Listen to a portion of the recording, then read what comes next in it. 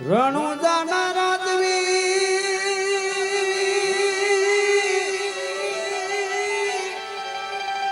હે બાપા પોકરાણ ગઢના પી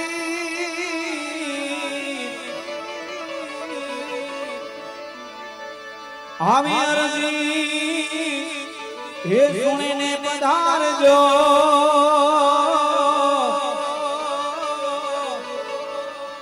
હે બાપા વીર મદેનાવી સતી લોયા રામદેવજી બાપાને અરજ કરે છે, અંતરનો આરાધ કરે છે, પણ અંતરનો આરાધ તેથી કેવો કર્યો હતો?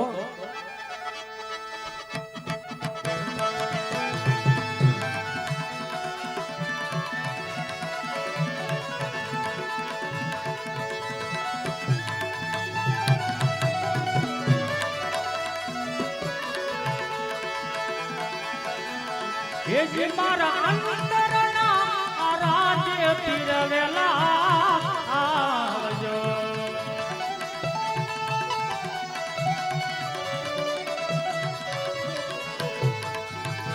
હે આવો તમે રણુજાના રાય રે. હે મારા અંતરના આરાધ્ય પીરવેલા આવજો.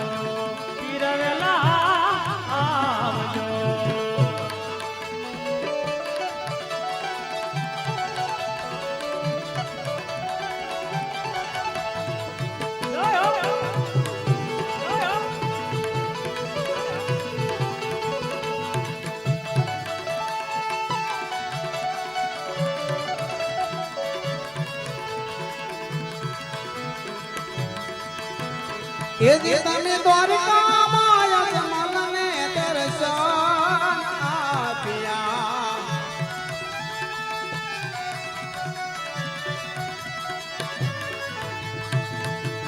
એ જે તમે દ્વારકામાં યજમાનને દર્શન આપ્યા,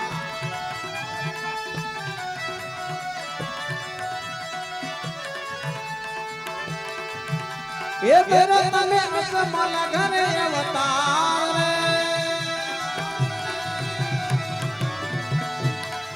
એ મારા અંતરના રાધે હરિ મારા જો.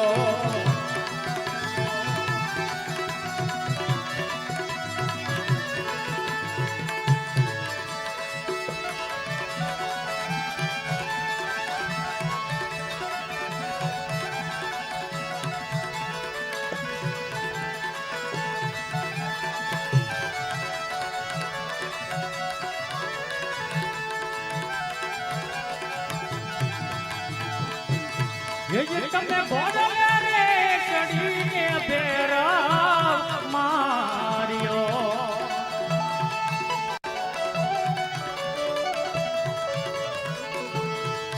તમે ભોળવે રે ચડીને ભેરવ માર્યો.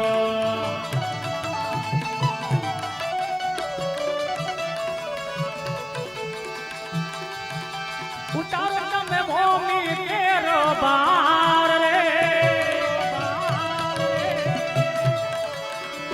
મારા અંતરના આરાધ્ય પીરવેલા આવજો.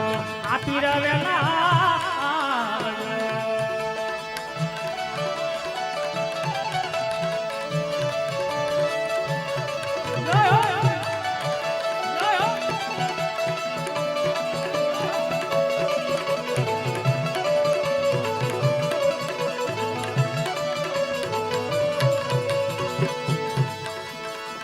એ જે તમે સગુણાના પોકારે વેલાવ્યા,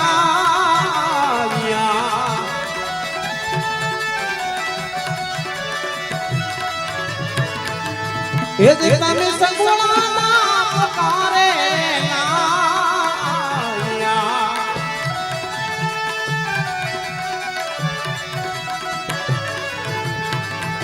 એ વનમાં કીધી એની વાર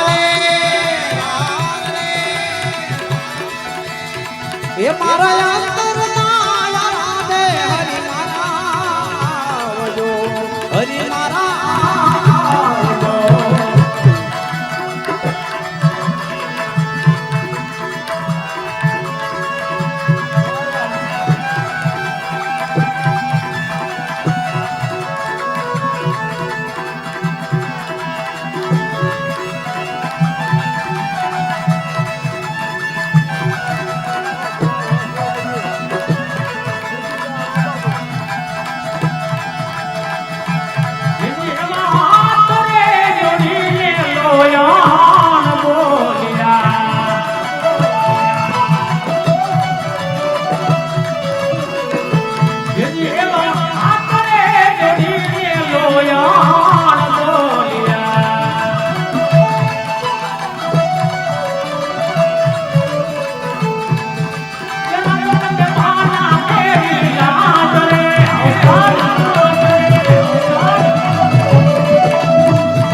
બાપુ વધી જાઓ.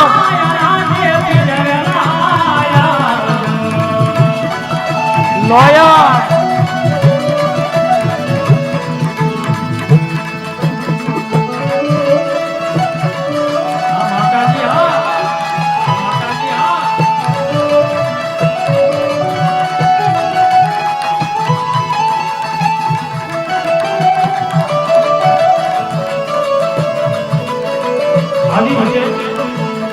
સતી લોયે રામદેવજી બાપાને અંતરનો આરાધ કર્યો છે.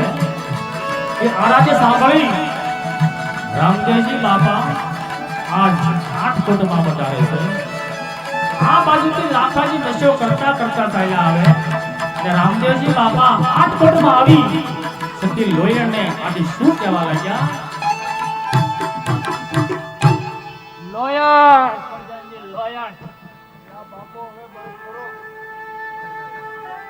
હા બેટા લોયણ, તારી ભક્તિથી હું અતિ પ્રસન્ન છું. હા દીકરી લોયણ,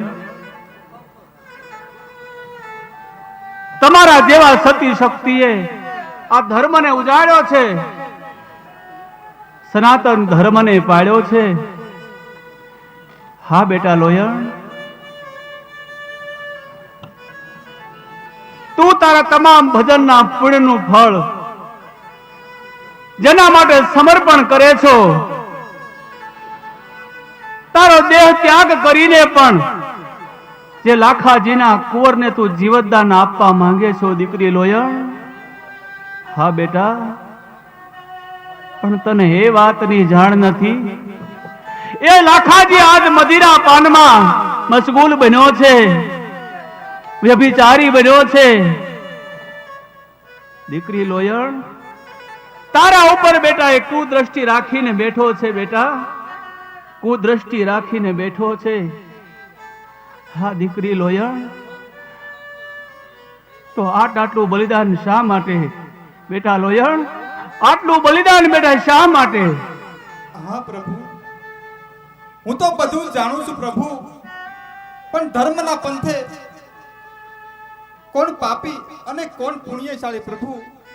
અમારે મન તો બધા જ જીવ સરખા છે પ્રભુ, બધા જ જીવ સરખા છે. હા દીકરી, ધન્ય છે તારી ભક્તિને, ધન્ય છે તારા સનાતન ધર્મને. તમારા જેવા સતી નારીએ આ ધર્મને હાંચવો છે, આ ધર્મને જાળવો છે. તારી ભક્તિથી ખુશ થઈ લાખાજીના કુંવરને હું જીવતદાન આપું છું. હા દીકરી લોયણ, આ સનાતન ધર્મને માર્ગે ચાલતા ચાલતા ક્યારેય તને સંકટ આવે, ક્યારેય દુઃખ આવે, હા બેટા લોયણ, તું મને યાદ કરજે. આ સત્યને માર્ગે તારા 1 વાગે હું દોડ્યો આવીશ બેટા લોયણ, દોડ્યો આવીશ. તથાસ્તુ દીકરી લોયણ, તથાસ્તુ. રામદેવજી બાપાએ લાખાજીના કુંવરને જીવતદાન આપ્યું છે. સતી લોહીનો અડધો આયુષ એ કુંવરને આપ્યું છે.